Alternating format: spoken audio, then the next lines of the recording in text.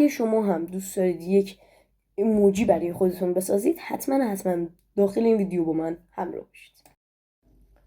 خب وارد گوگل میشیم و اینجا همچین متنی رو وارد میکنید. ایموجی و ادامهش به انگلیسی میگم ضعیفه. خب ثبت میکنیم تو سایت برامون واش.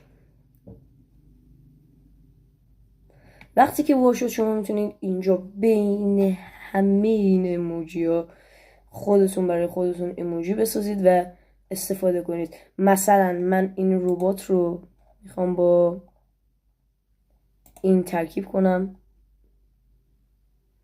نتیجهش میشه این.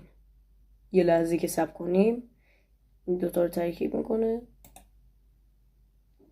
و مثلا میشه این، مثلا نتیجهش میشه این. یا اینکه میتونم مثلا اینو با این ترکیب کنم که میشه این.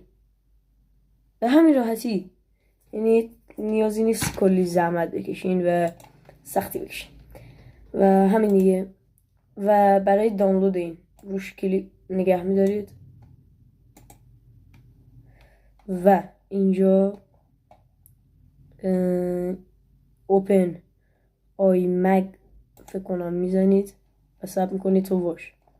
وقتی که واش شد روش یک دونه دیگه کلیک میکنید و اینجا دانلودینگ رو میزنید و دانلود میشه. به همین راحتی دانلود شد و الان در چیز منه و میتونم ازش برای ویدیوهام استفاده کنم. ممنون از اینکه این ویدیو رو نگاه کردید. تا ویدیو دیگه فعلا.